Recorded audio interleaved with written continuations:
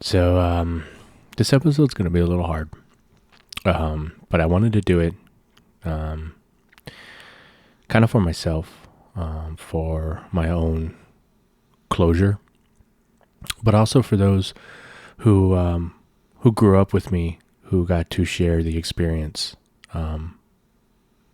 that we all had. So this episode's going to be talking about my pup who passed away.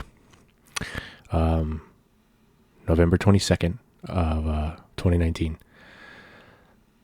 So I plan on releasing this on November 22nd of 2020, a year since my dog's been gone. And so with this episode, I just kind of wanted to talk about her and kind of give her life story, just to kind of keep her memory strong. So for those of you who knew my dog Corona, this episode is also for you. It's weird that it's been a year, yet a day hasn't passed where I haven't thought about her. A lot of tears have been shed. But yeah, she was a good dog. I got her back when I was like, I believe 15, 16 years old. I think I was 15 when I got her.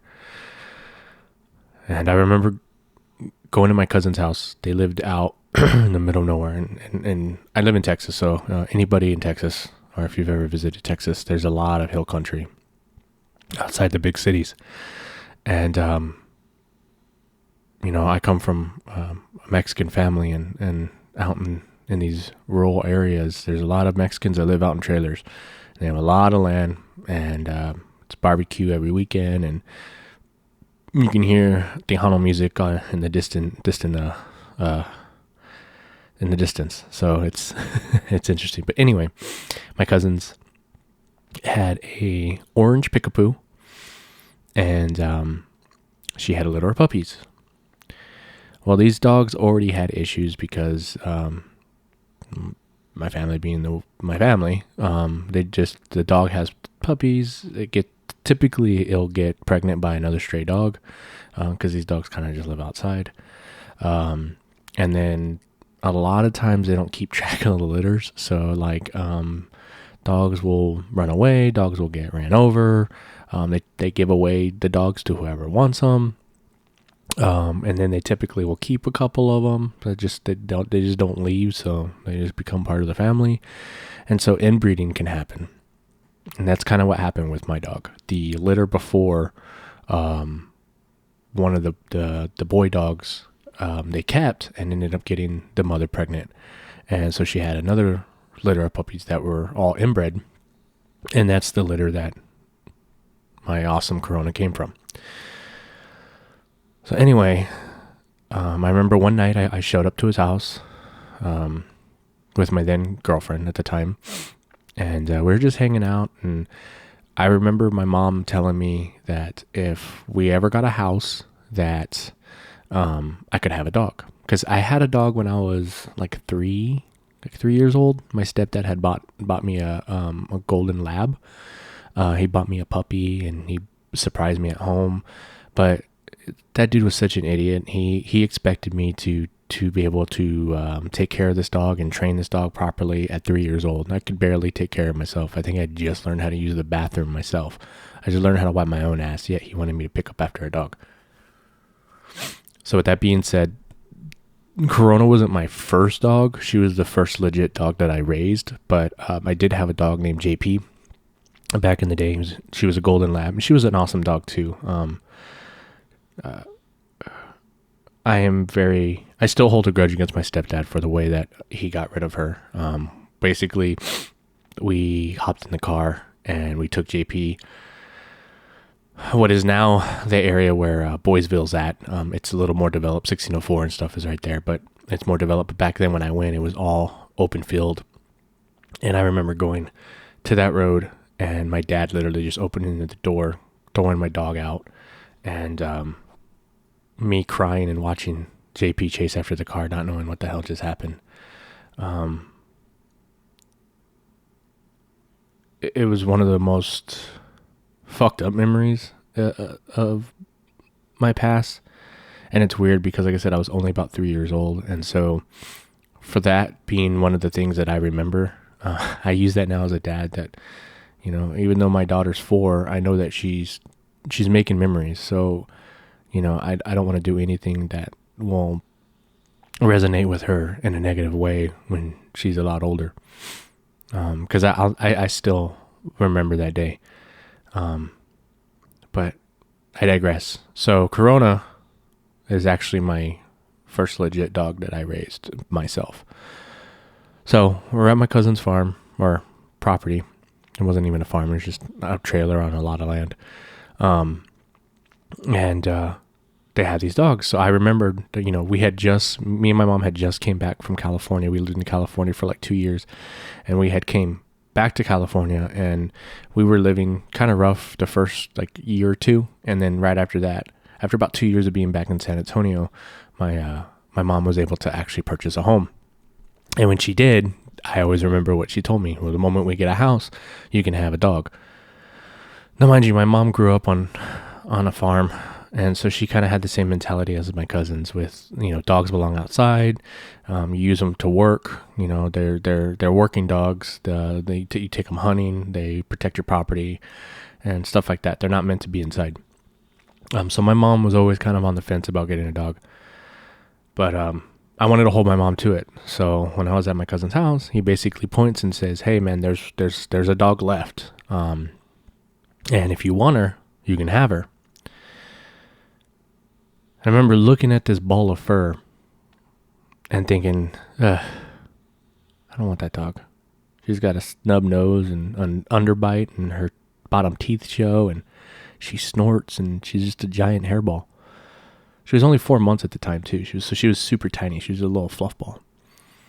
But she was a mama's girl. She would follow her mom everywhere. Her mom was a bright, bright, bright orange.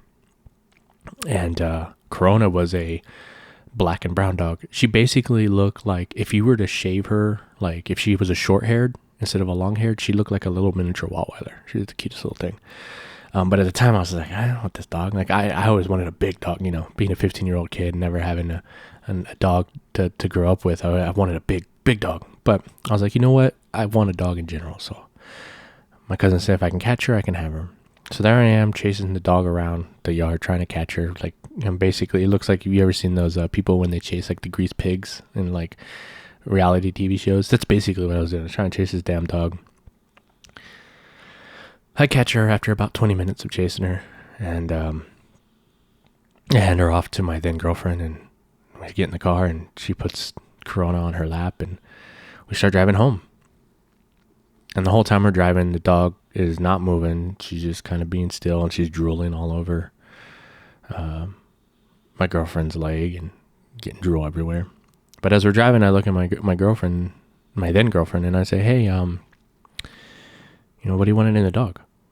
She's like, "I don't know." And I was like, "Hey, whatever pops in your head, the first thing that pops in your head, that's gonna be her name." And she's like, "I don't know." I was like, just say a word." She goes, "Corona." I said, "All right, that's it. That's her name." And from then on, my dog's name was Corona. So we get home, take her out of the car, take her to the bathroom, and we give her a bath. And that was when I first kind of noticed that this dog was actually pretty damn cute. She was really laid back. She just kept looking up at me. I think at the time she was kind of, who are these people? Where'd my mom go? You know what I mean? I think I think if anything, she was saddened that we took her from her mom. She didn't know where she was. So we bathe her. I wrap her in a towel, and I put her in the corner of my bed. Now, at my mom's old house, the way the house was designed was the garage. The people who owned the house before us had transformed the garage into a bedroom. So for those of you who knew me and grew up, you know exactly which room I'm talking about. We used to call it the Barney room because they transformed this garage into a bedroom for their little kids. And the walls were this weird pinkish purple, a Barney color. Like the walls were this dark. I think they were trying to go for like a maroon color, but it ended up looking like freaking Barney. Like blew up in my room. And so I lived in the garage. I had a lot of room in there. I had, my bed. I had an entertainment center. I had 2 recliners in there. I had a futon in there at one point. I had, we had made this table, like that 70s show, the table that they sat around, which is basically just a big old thing that holds wires. I had one of those in my room, and when he came to my house, and he decided to participate in events that we had at my house, which I was a huge pothead back then. If you partook in any of our little events, you got to sign my table. So I had signatures and drawings on the table. If you preferred to draw on the wall, I could give you a highlighter and you could draw on the wall, and if you turn on the black light, I had all this crazy shit on the walls. Anyway, so I put her down in my room, and I put her in the corner of my bed, and my bed was on the corner, like where the two walls met, right on that corner. So I put her in that little corner, and for 3 days she laid there. So I was kind of worried about her, because she wouldn't move. I had to hand feed her, and that was kind of the first time. Those first 3 days were kind of where me and her got to bond a little bit, because she slept with me. I fed her food. I would grab her little dog kibble. I'd take it over to her, and I'd sit next to her, and I just kind of hand feed her. After about the 3rd day, she got a little adventurous. I think she kind of either realized she was never going to see her mom again, or she just accepted the fact that, hey, this is where I'm going to be, so I might as well explore and see what my surroundings are like. So she jumped down off the bed. Now, I wasn't home at this time. My mom was at home, and she was sleeping in the living room. And as she was sleeping in the living room, Corona comes out of the kitchen, because you have to, from my bedroom, you had to go cut through the kitchen to get to the rest of the house. So she cuts through the kitchen, and she peers out at my mom, and my mom's back's turned towards her as she's sweeping. And Corona slowly starts creeping out into the living room. And my mom, as she's sweeping, she can kind of hear the dog's nails, because we had tile through the house. Like the bedrooms had carpet, but the rest of the house had tile. So she could hear Corona's little feet tapping on the floor. So she just kind of looks over her shoulder. Corona stops. My mom just kind of giggles a little bit. She keeps sweeping. Corona moves up a little bit closer. My mom looks again. And at this point, Corona's literally right next to my mom's recliner, that my mom's chair that she sat in to watch TV. So my mom turns around and says, "I see you."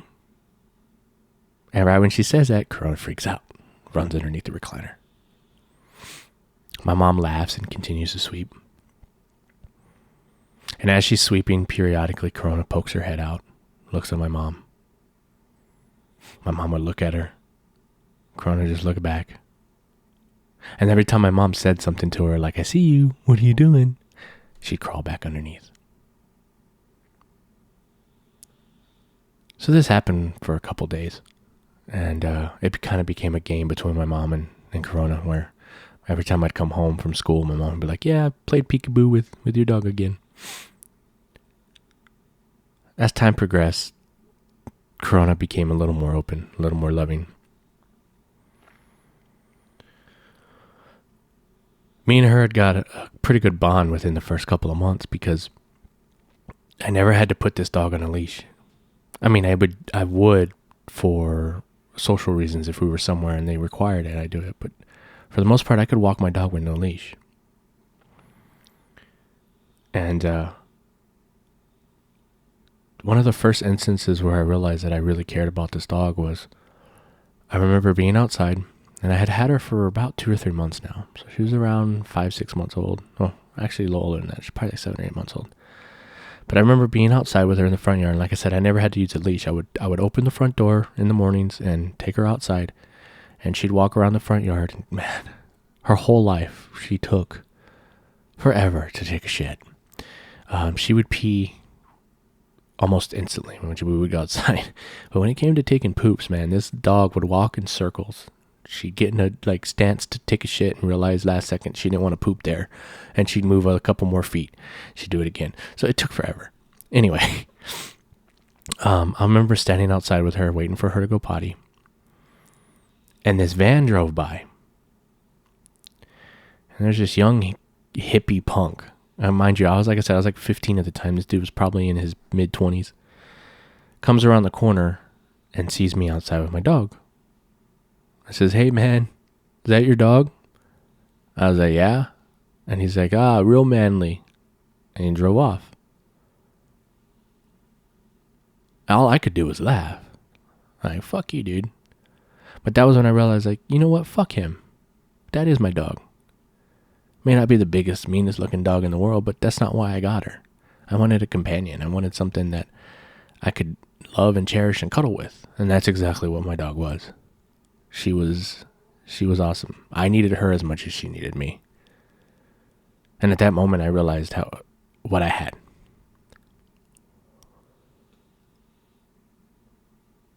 So fast forward to about a year. She's about a year old at this time, a year and a half. That's when I realized that my dog wasn't normal. See, at the time when I got her, I didn't realize that she was an inbred dog. It wasn't until later, as she started to develop and I started to see things, that I realized that this dog was not normal. And the whole litter was like that. My cousins actually got the boy version of Corona from the same litter. He looked exactly like Corona, but he was a short-haired, and he looked like a little miniature Rottweiler. He was a cool little dude. But he had issues as well. As he was walking periodically, he would just lose function in his back legs. And so he would just kind of drag him around. And it never seemed to bother him. He was always a very happy dog. But he would drag his legs, and then, like, out of nowhere, his legs would start working again. And so I heard about that before I noticed anything weird with my dog. So it kind of put me on on guard with my dog. Like, okay, well, what's wrong with mine? If there is anything wrong. So then again, like I said, fast forward to about a year and a half later, or when she's about a year and a half old. I used to have band practices. The first band that I was in, I played drums before, and every weekend they'd come over and we'd practice in my garage/bedroom. And so we'd go on breaks and stuff like that. And I had always been a smoker from an early age. I smoked cigarettes. I haven't had a cigarette since my daughter was born. So I've been 4 years without a cigarette. So, whoopee. But at the time, I used to take smoke breaks. So we're all outside. I'm taking a smoke break. And my lead guitar player at the time, was playing with the dog. He's running up and down the driveway, and he's kind of getting her all, riled up, and she's loving it. She's chasing after him, nipping at his ankles and growling and barking and having a good old time. Out of nowhere, she stops in front of him, and he starts moving his feet back and forth. He's like basically jogging in place, and she starts doing that with her front feet. And we're all looking at her like, at first we think she's copying him. Like, oh wow, this dog's actually picking up on it. Like she's playing with him. But then after a few seconds, she starts to kind of go backwards. Like her head starts to lean back, and she starts kind of following her head. And she falls over and starts shaking and tightening up and drooling. I don't know what the hell is going on. Come to find out, my dog is having a seizure. So I pick Corona up. My rhythm guitar player hops in the car. I put her on his lap. I hop in the driver's seat. We take off to the nearest vet. We get to the vet, tell them what happened, and they start running tests on my dog right away. When we get there, she's fine. She's got a lot of drool on her face. She's peed all over my rhythm guitar player. She looks a little lost. Like she doesn't know exactly where she is. But for the most part, she's normal again. My dog was very quiet, very to herself. Cat dog, if you will. So I'm thinking everything's good, but I want test run just in case. And then when I told the doctor what it was, he basically told me it was probably a seizure. So they run a bunch of tests, cost an arm and a leg, paid a fortune. But we found out that my dog had Parkinson's and epilepsy. And because it was our first one, he didn't want to put her on medication right away. He's like, let's try to figure out if these become more common. He's like, because is this the first one, and how old is she? And I told him that she's a year and a half, and it's the first one she's ever had. So he didn't see that it being necessary, but he did tell me with the issues that she has and everything, that he's like, I don't want to scare you, but because the dog's an inbred and because she has Parkinson's and epilepsy and stuff like that, I don't see the dog possibly making it past 3 years old. So love and cherish this dog, and enjoy the time that you have with her. It scared the shit out of me because I didn't want to lose a dog that I had already really kind of attached myself to. I mean, this dog slept with me every night. Everywhere I went, the dog was with me. She followed me everywhere. She used to stick her little head underneath my neck at night when we go to bed, so she was always breathing on the back of my neck. And we had bonded. And so thinking that I've only had 3 years with her was scary. So I asked him, I was like, well, what do I do for the seizures then if we're not going to put her on medication? And he just basically said, don't get her too excited. Typically, that's probably what's doing it, is that she gets too excited. It triggers something in the brain that's causing her to have these seizures.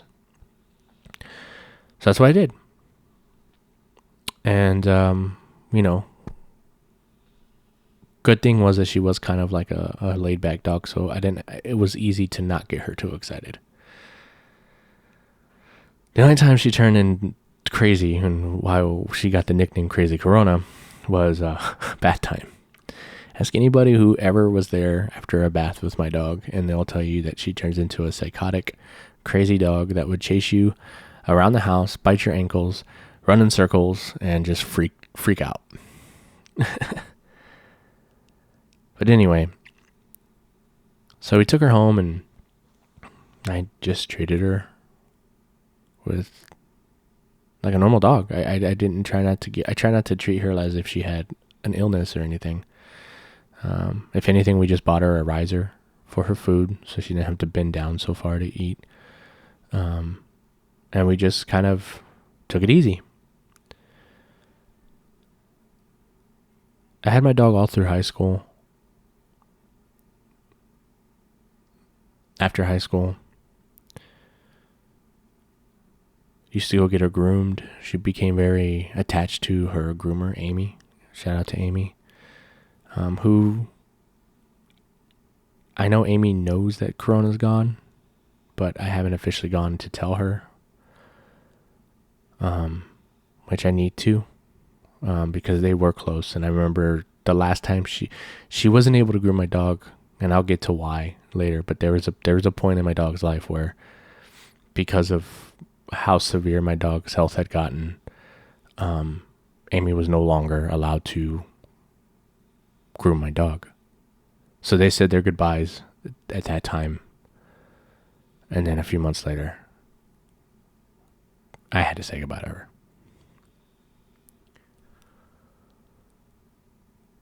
Corona had a lot of friends. She wasn't a mean-spirited dog. If anything, she was a very egotistical dog. I used to take her to the dog park, and mind you, I had to watch her when we went to the dog park because on multiple occasions people tried to steal her. And they would try to do it in a way that didn't look like they were stealing my dog. But the dog park that we would take my dog to, you have a gate that you open, your dogs walk in, and that's supposed to allow you to take the leash off your dog, because it's a little room that's gated off to the main park. So that gate you open, you go into this little square room, you take the leash off your dog, you open the second door, and then the dog's in the actual dog park that's fenced off. And so I've caught my dog multiple times, people trying to take her with them. But that's just how my dog was. We get to the dog park, and she there was a track that went around the dog park, within the dog park, and then all the tables were kind of in the middle. And so I'd just sit on the table and let my dog walk around. My dog had no interest in other pets. She did not like the other dogs. Corona went to the dog park purely to walk that track and get every human's attention. It was the cutest thing to watch. She'd walk up behind somebody and she'd follow you until you noticed her. The moment you noticed her and you bent down and you gave her a little bit of petting, she'd walk right past you and go to the next human. Follow that human till they noticed that she was there. They pet her. She'd go past that human and follow. And she just did that till everybody at that dog park petted her. And once she got her fill, she was ready to go. Now, earlier I said my dog was a cat dog. And I guess that's the best way to describe Corona. If you came to my house and she didn't know you, she'd come up to you, she'd let you pet her, and when she was done, you wouldn't see her the rest of the time you were there. For the people that did know my dog, they knew that she was going to be laying out in the open, or she'd come and lay with you. If she truly loved you, she would come and lay with you. As I should say, if she truly liked you, she would come lay with you. If she loved you, she'd actually lick you. Not many people got that. I think that was the tipping point for my mom, and my mom realized that she loved Corona and had a bond with Corona. One day she was holding Corona like a little baby wrapped up in a blanket. She had just gotten groomed, so she was cold. So we wrapped her up in a blanket. My mom was just holding her, talking to her. And my mom went down to give her a kiss. And Corona returned it by licking her on the tip of her nose. I told my mom, cherish that, because she doesn't give those that often. I rarely got them. I would get them, but they were rare.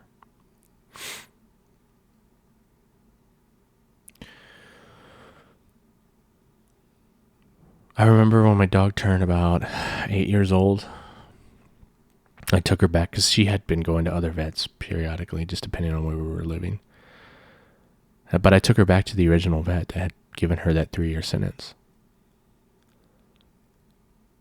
And he couldn't believe that she was already I think she was like 8 at the time. And I told the doctor, yeah, man, you'll be surprised what, love would do to a dog. She's still having seizures, so I brought him up to the doctor, though, and I let him know that she does still have seizures occasionally. And I basically told him, he asked me what the time frame was between seizures. I told him she'd have one maybe a month or so, like once a month, once every 2 months. And I asked him, I was like, does that warrant medication? Should I put her on medication? He said no. My dog was already a laid-back dog, and he said, if you put her on this medication, she's going to become super lethargic. And I'd rather not do that to her. I said, okay. But I was noticing as she was getting older, they would become a little more frequent. Because when she was young, they only really triggered when she got super excited. As she got older, she'd get them if she was in a dead sleep and someone knocked at the door and she was abruptly woken up, that could trigger a seizure. So I started doing my own research, and I came across an article where they were talking about coconut oil helping out small children to calm their seizures. I said, hey man, if it can work for little kids, why couldn't it work for my dog? So that's what I did. I went to the store and I got chicken breast, and I cooked it purely in coconut oil. I didn't add anything else to it. Just I cooked the chicken breast, I cut it up, cooked it in coconut oil, and fed it to my dog. And I did that for once a week for 4 weeks. Corona went 1.5 years without a seizure. So periodically I would just cook her chicken with some coconut oil. And it got to a point where she was only having one every year, if that. I started doing bone broth for my dog. Not only her, but I have another dog who's still alive, my buddy Rampage. He's an old pup now too. But as Corona got older, as winters became getting colder and colder, I could tell that her bones were kind of hurting her and aching her. So I started doing bone broth. I'd go to Calabria Meat Market and I'd go up to the butcher and say, "Hey man, you have any bones that you're going to toss away?" And he'd give me a big bag of bones for like $2. I'd go home, get a big soup pot, put all my bones in there, throw some water in there, take about a cat full apple cider vinegar, pop that in there. So that would draw the nutrients out of the bones. And I'd stew it overnight. And in the morning, I'd strain it, take that broth that I made, and I put it in dry kibble.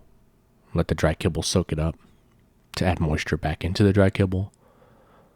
Or if it was a cold winter's night, I put it in a little saucer for her, warm it up a little bit, and I let her just drink it. Both dogs loved that, and it really kind of helped them from being cold.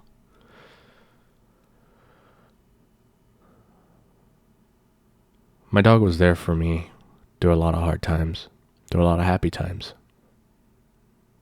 Corona wasn't always all there mentally, but she knew when I was down. She knew when I needed her, and she was always there when I needed her the most. She was the one constant in my life for 15 years. I remember when spring break of 06, I believe it was, I took a trip to California and I was gone for a whole week. Before I left, I took one of my old Tool t-shirts and I wore it the night before we decided to leave. I wore it all day and all night. And I took my shirt off before I left and I laid in the middle of my bed just for comfort if my dog needed it. My mom said that the whole week that I was gone, my dog never left that spot.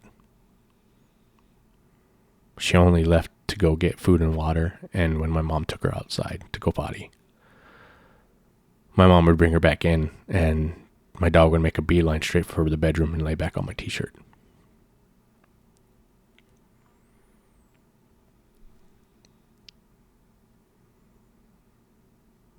When I got Rampage, I could tell that Corona wasn't too happy about it.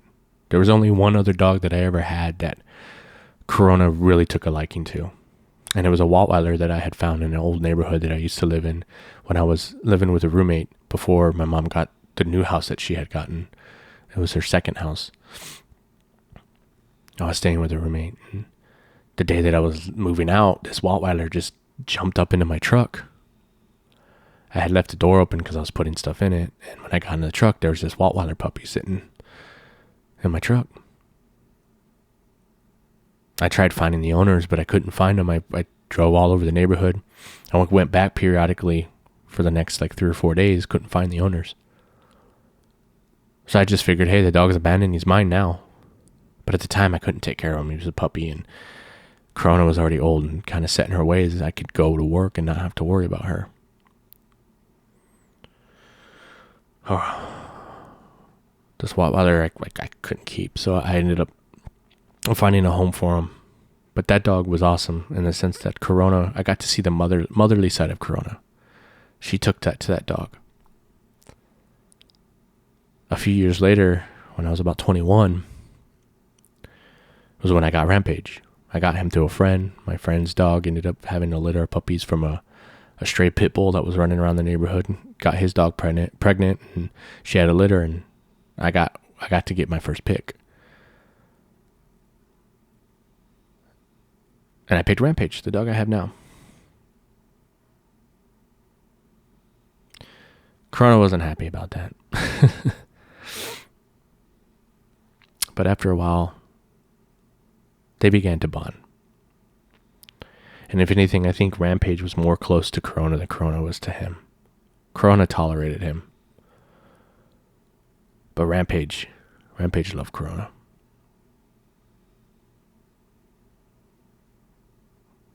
Rampage's brother Barkley, we used to always say that Corona was his girl. That was his girl.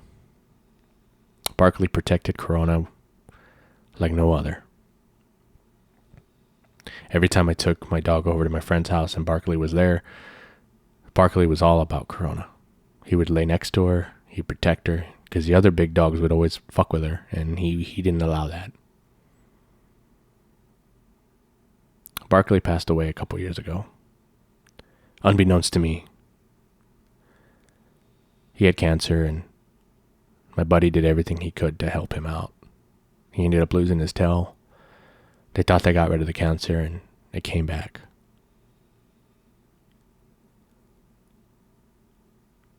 Hearing about Barkley's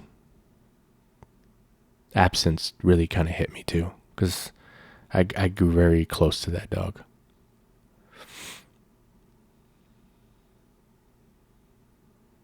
And I didn't realize that after he left, that Corona would be soon following him.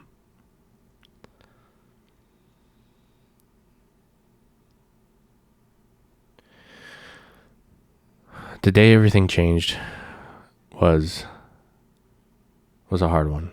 But before that, there was a lot of changes in my life that I think led up to Corona's final goodbyes. And that was, and maybe it's something that I hold that I need to let go, but I always feel bad because Corona, when I was a teenager, it was always me and Corona.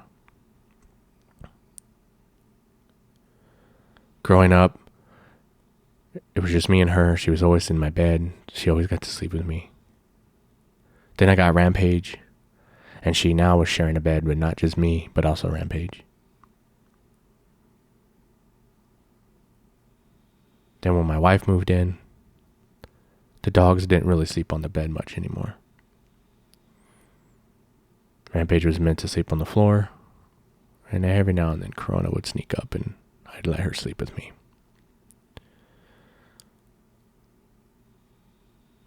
And then we had Rogue, my daughter.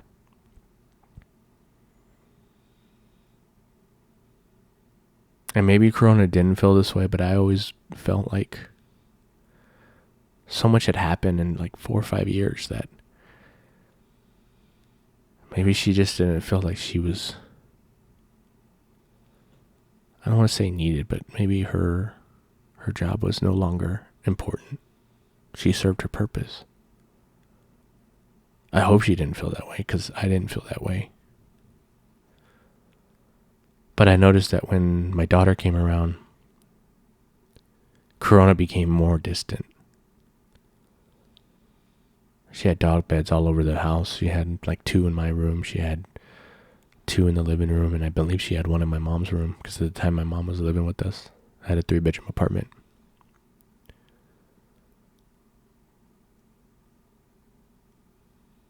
But I remember the day everything changed.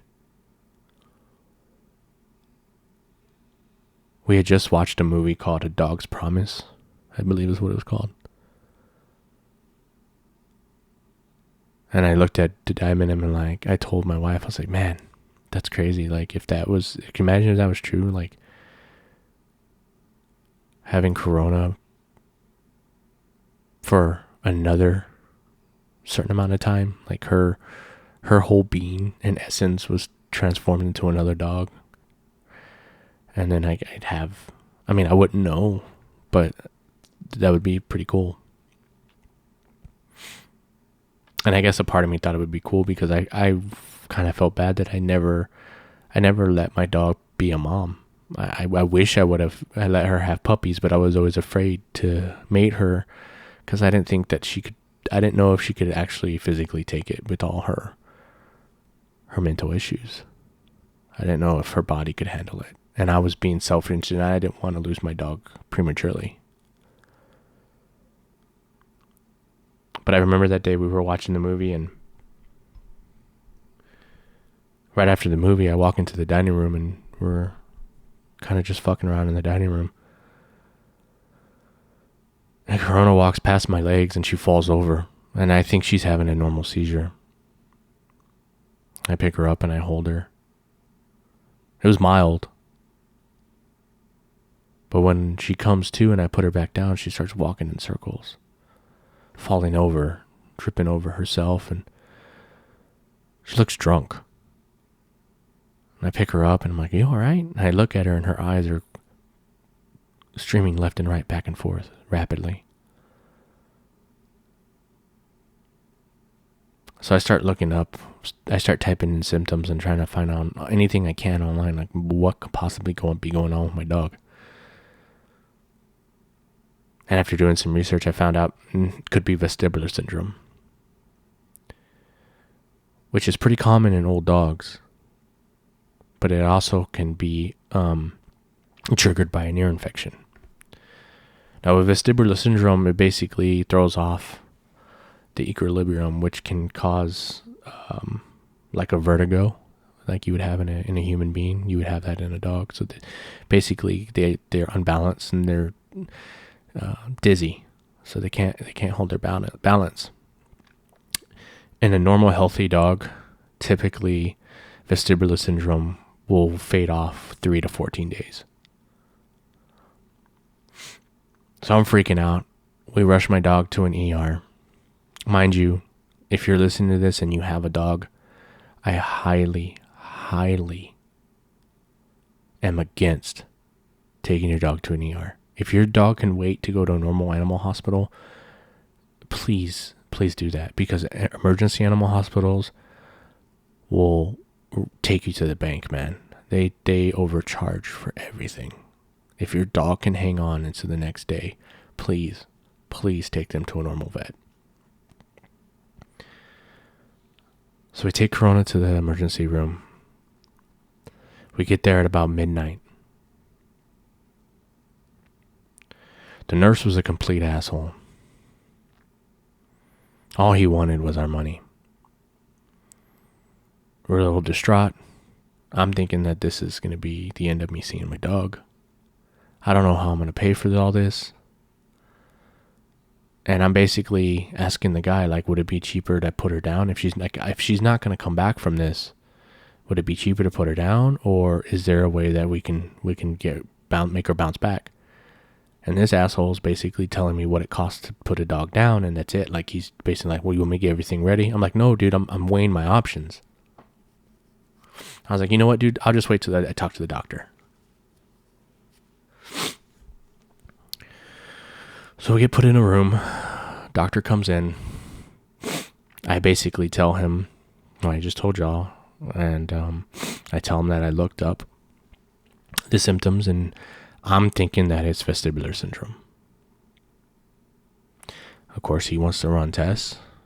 And everything that I told him, he's in agreement. But he's like, let's just make sure. So he runs a couple blood tests. Comes back and he says, yeah, looks like that's possibly what it is. And it could have been caused by an ear infection. She has an ear infection. Which at this point I'm kicking myself in the ass, because I had been putting off taking her to get groomed. And I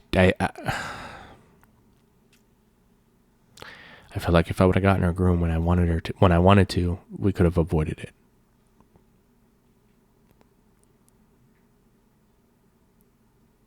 So he tells me that he starts telling me everything it's going to cost. And it was going to cost me about $900. Now, remember that number. Because basically what he wanted to do was he was going to administer all the drugs that he needed to get rid of the ear infection. But then he wanted to get fluids in her and everything like that. So they were going to have her in a room and they were going to poke and prod her with a bunch of IVs and stuff like that. And the $900 was only going to cover me until 7 o'clock in the morning. Now, mind you, we got there at midnight. When we were discussing prices, it's 2 o'clock in the morning. So from 2 to 7 o'clock, the $900 was only going to cover me for that amount of time. Then when 7 o'clock in the morning comes, a new doctor comes in, and I start reoccurring more charges, which is, he basically told me it was going to be $400 a day to keep my dog there. So now I'm doing the hardest thing I've ever had to do in my life, and I'm negotiating for my dog. I ask him what's it going to cost just to get the the ear medication? And is it easy? Is it something that I can administer? And he says, sure, yeah, you can do it. I can show you all the steps and everything. I said, let's do that. I said, when it comes to administering the IVs, you're basically just going to try to keep her hydrated, correct? And he's like, yeah. I was like, I know how to do that. I can keep her hydrated at home. And he's arguing with me. He's like, no, I would much rather keep her here so we can evaluate her and stuff like that. I was like, no. I'm not going to be paying $400 a day for that, when I know I can go to the store, buy a bottle of Pedialyte, and force feed her and keep her hydrated at home. If she doesn't make it, I'd much rather her be at home in the comfort of her own bed, surrounded by people that love her, than on a cold table around strangers thinking she got abandoned. I tried everything not to break down right there in front of him. But he agreed. He gave me the medication. He showed me how to administer it. And that night I walked out paying $600 anyway.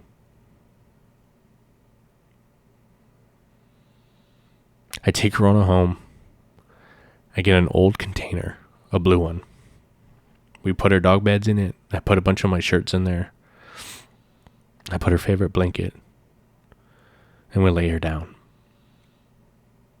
Now, the vestibular syndrome had hit her so hard that her head literally was cranked to one side. So I had to lay her on a specific side because of the way her head was. If we laid her the other way, she literally, her head would gravitate up and she'd spin around and she'd hurt herself. So her head was literally cocked to the right. And it was bent. So I had to lay her on her right side and prop up her head so she could lay comfortably.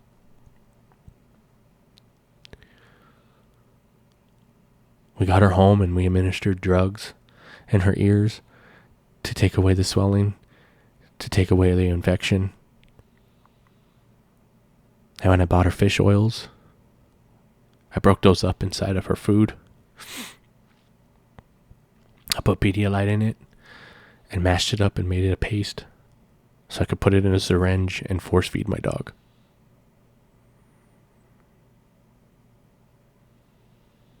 This went on for a whole week, every day, like clockwork. Constantly having to change t-shirts and changing her bedding because she couldn't get up, so she would pee inside the container. But the whole week she never took a shit.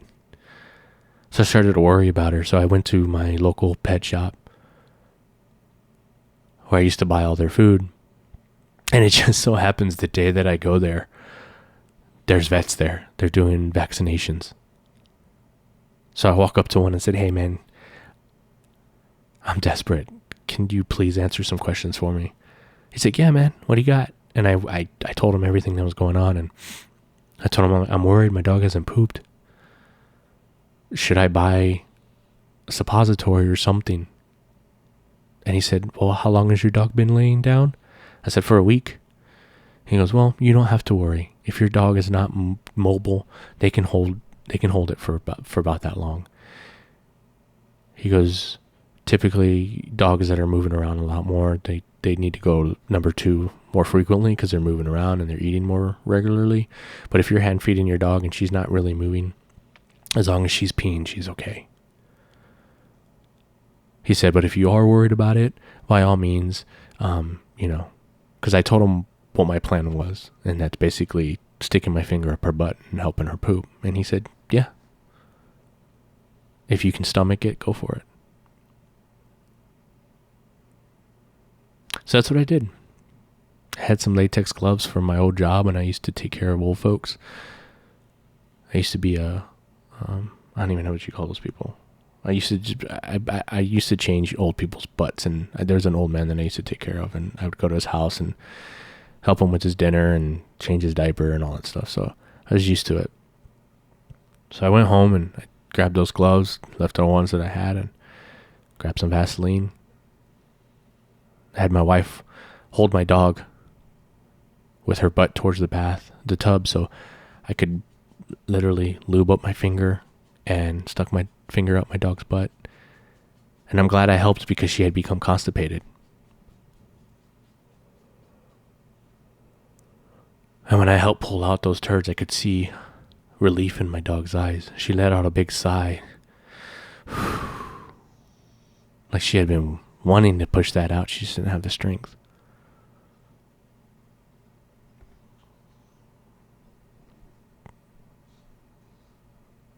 My dog laid in that container for about 3 weeks. Slowly and surely, she started to come to where she could actually walk, but never really fully recovered. As time passed, the circles became less and less, and she was able to walk, but her head still hung to the right, and she still kind of would wobble to the right when she walked. But she was no longer living in the container, and she would eat on her own.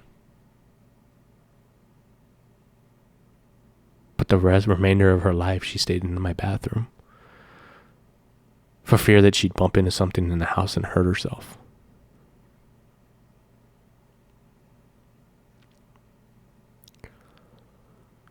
It got to a point where we couldn't even really take her outside because she had a hard time walking around. So we took her out periodically, but we didn't take her out every day like we used to so she could use the bathroom. So my closet basically became her place of peeing and pooping.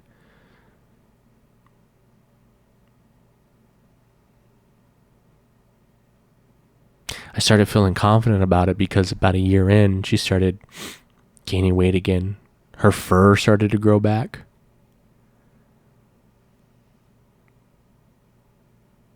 And when her fur grew back, her nails started to grow as well. I took her to Amy to see if she could possibly groom my dog.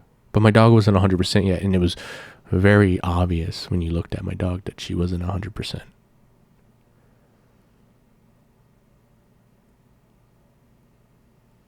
Amy looked at me with teary eyes and said, I talked to my boss, and I'm sorry, Joseph, but I can't take care of your dog.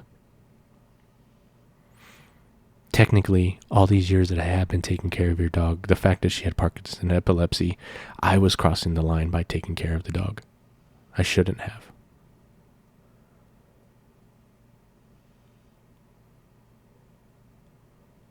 I thanked her for her service and for all the years that she had taken care of my dog, but I understood.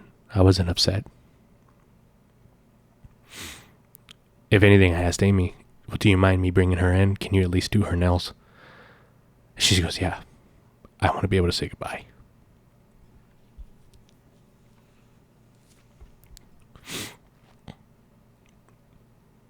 So I went to the car and I got my dog.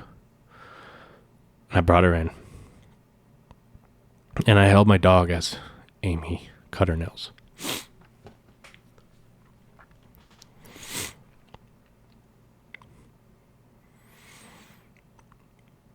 Amy started crying as she's doing it.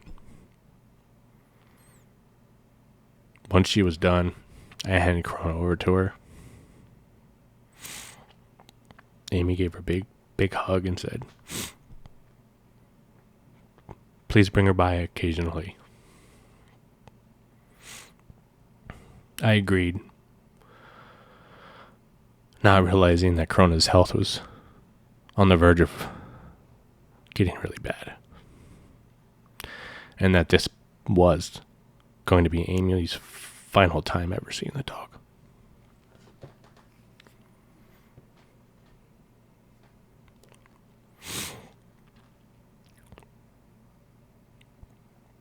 We took Corona home. And at the time, Diamond, now at this point, is pregnant with my son.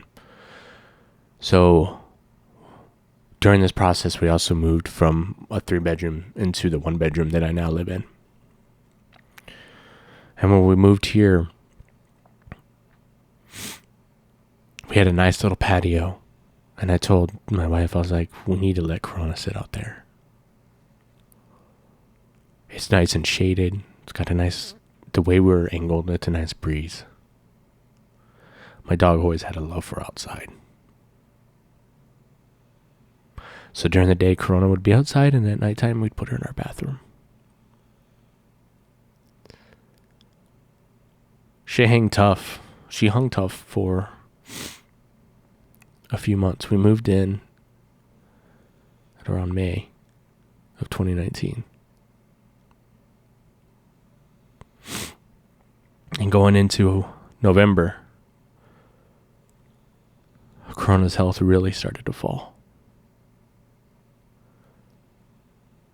She lost all the weight that she had gained. She was now bone. She favored one side on the way she laid. Her back legs eventually gave out and she couldn't walk anymore. And the side that was always on the ground, the fur began to disappear.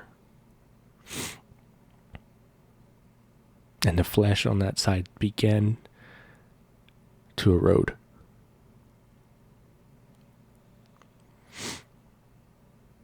I was always working, so I didn't really get to spend a lot of time with my dog at the end. But my wife would tell me that my dog would howl.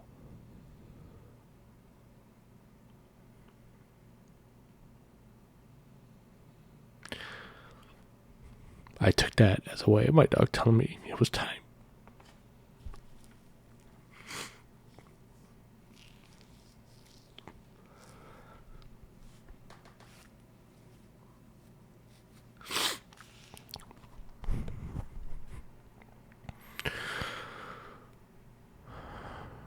At the time, we couldn't afford to put her down, and it was eating at me.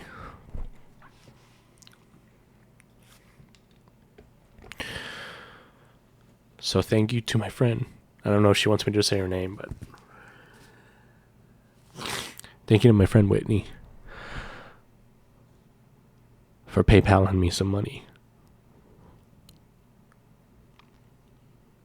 I never forgot that, and I'm always appreciative of it because that money went towards setting my dog free.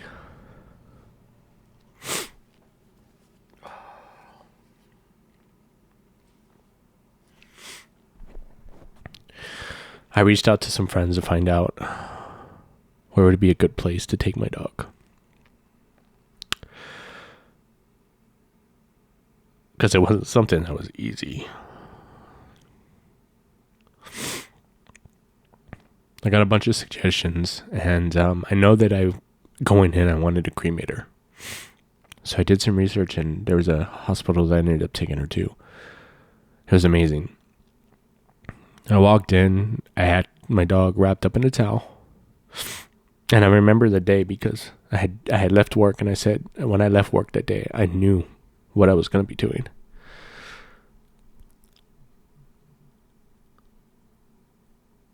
The wife was a little upset with me because she was at work. I didn't wait for her. But I told her and I told the rest of my family, this is something that I need to do alone.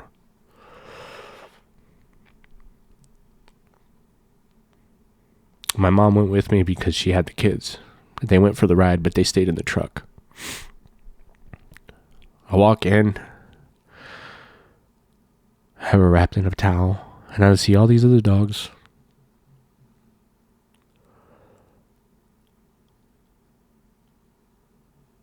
And I'm looking at my dog, and I feel bad because she smells like pee. She couldn't walk, and we had given her a bath the night before because we knew what was going to happen, but she had peed anyway, and so she just smelled like pee. And then again, the towels and sheets that I wrapped her in, she had peed in them. So she just, from the trip to the vet. So she reeked of pee, and I felt so bad. I felt horrible. I was standing in line.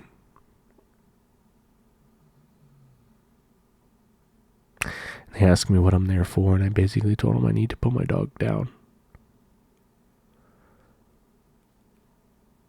The lady's voice became very somber.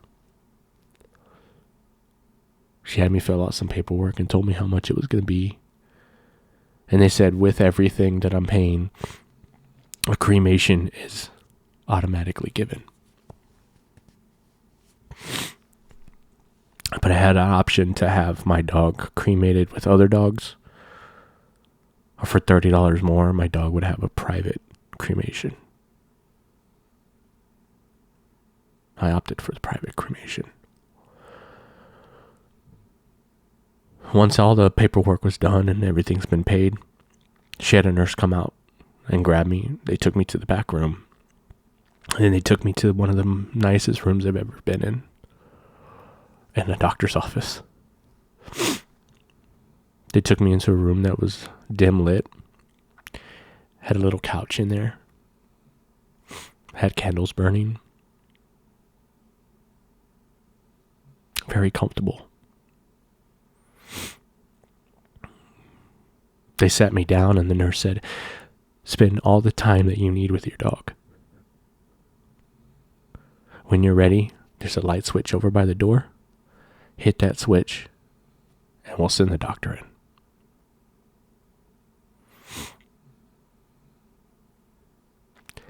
I don't know how long I was in that room with Corona. Time just seemed to stop.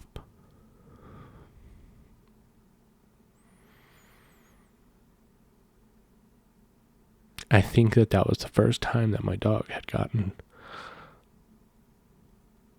actual sleep. She was calm. She was snoring. Her little mouth was twitching, like she was dreaming.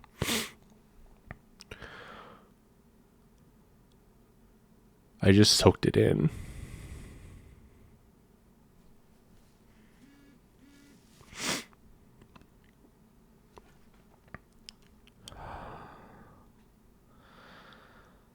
After, like I said, I don't know how long it was, but after a while, I figured it was time to say goodbye.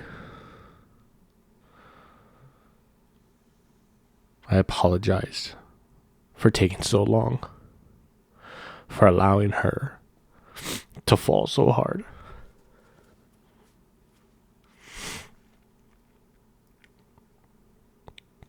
I apologize for my selfishness, for thinking that I could help her bounce back.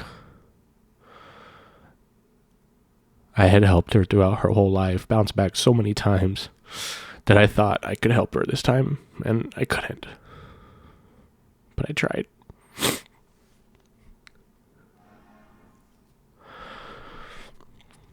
I flipped the switch,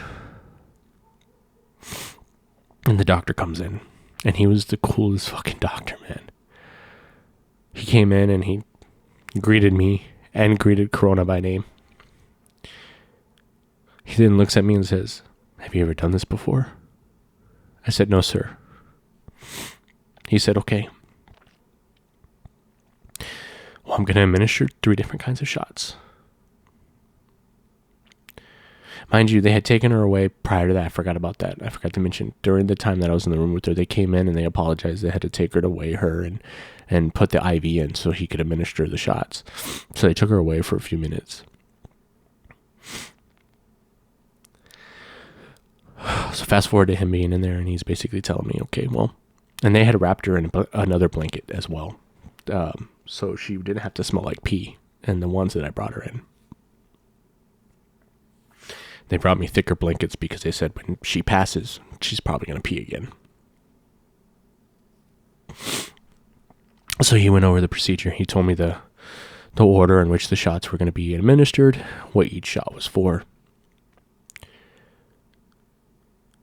But he stopped and he looked me in the eyes and he says, "But I'm not going to do this until you're ready. I want your dog to calm down." Because when he came in, because the door opened abruptly, my dog woke up and he noticed my dog was awake. He's like, I don't want to stress your dog out. So I'm just going to stand here off to the side. And when you're ready and you think your dog's ready, we'll begin.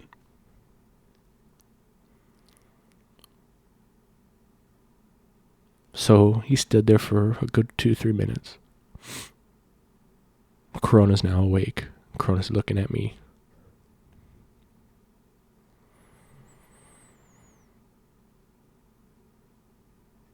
He asked me if I'm ready, and I shake my head. I was like, do it now, because if I wait any longer, I'm not going to be able to do it. He starts to administer the drugs. Corona never broke eye contact.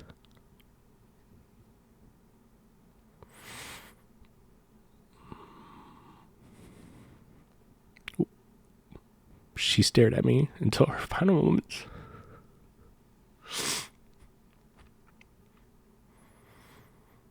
And she was a fighter. So much so that before he administered, I made sure with him, I was like, this is not going to hurt her, and it's going to be quick, right? And he said yes.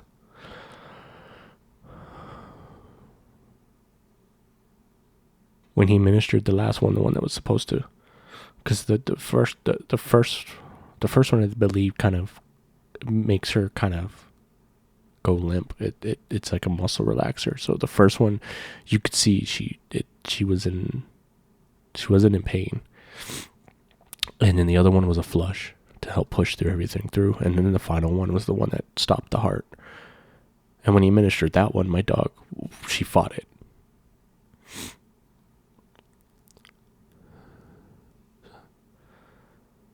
That was probably the hardest part.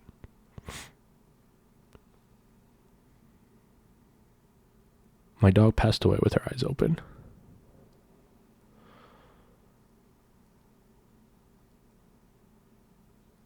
And knowing that she never broke eye contact really hurt.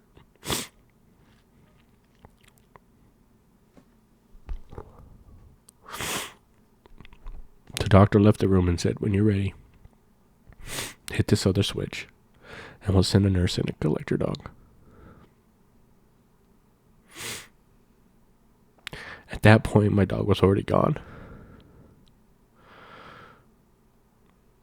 I didn't see the need to continue holding a dead dog. I had already said my goodbyes. So I told him, you can send a nurse in as soon as possible. A nurse came in, collected my dog, allowed me to collect myself in the room, and then proceeded to tell me, when you're ready to leave, you can, and we'll give you a call when your dog's ready. Took about 2 weeks. So I walked in with my best friend, and I walked out empty-handed, covered in urine.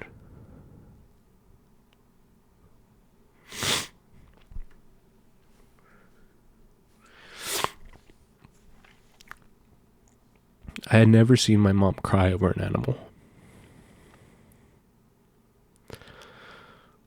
But that day, before I took her into the doctor's, I let my mom held my dog all the way to the doctor to begin with.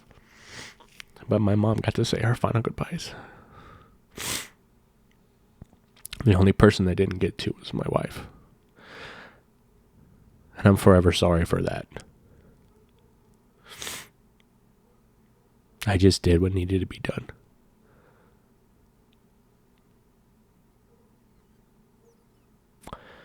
My bathroom had all the remains of my dog in it for a good while, because that's where she ate and drank water.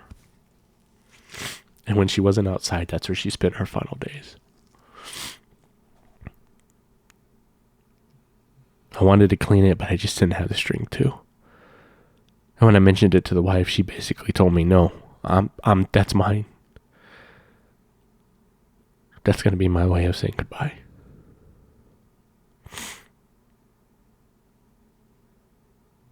It took a while, and I understood.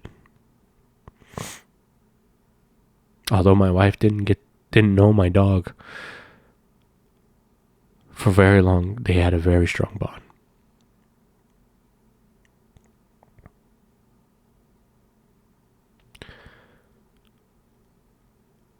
Corona was an excellent dog.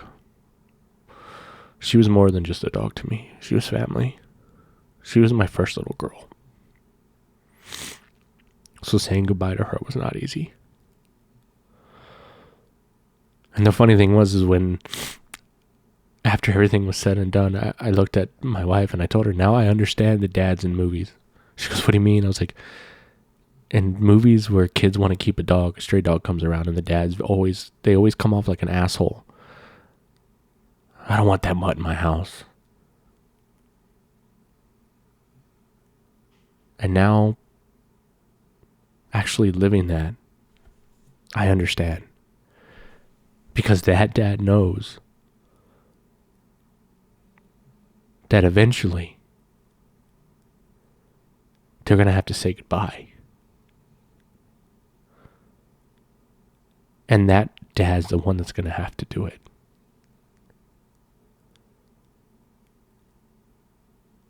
And he knows that it's going to be hard because he's going to create a bond with that animal.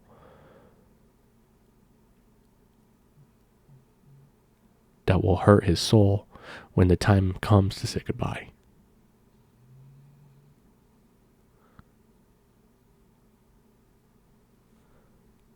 I'll never have another dog like Corona. She's always in my heart.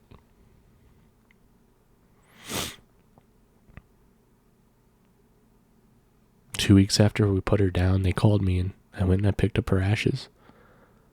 And again, the nurses were so awesome.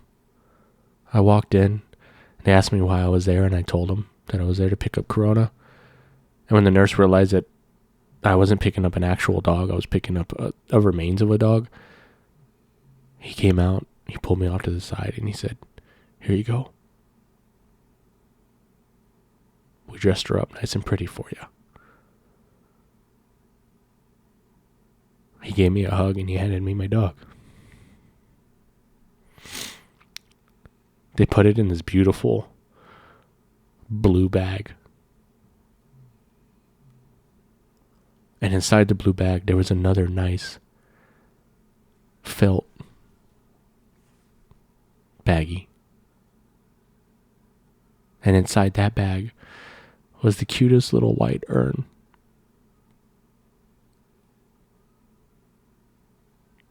Corona now resides inside my closet, tucked away so my kids don't break her.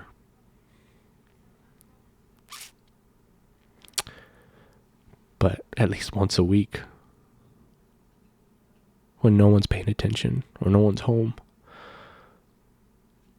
I go into that closet and I grab that urn.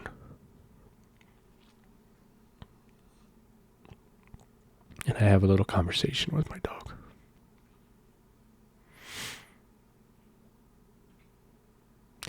I think Rampage also realizes that she's gone because he's never been the same since. During the time when we were cleaning the bathroom, he walked in there and he walked around and he sniffed around. And gave out a very somber, silent, but still audible whimper. To this day, he's a very sensitive dog now. He whines and barks at the slightest. And he used to bark at everything. But now, even if I play with my kids, he's over there whining. He's just not the same dog.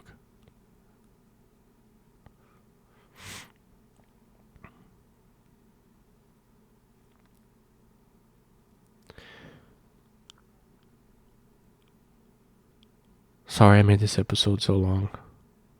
I just wanted to speak on behalf of somebody who was very, very important to me. If you have an animal yourself, love and cherish that animal. Because one day they'll no longer be there.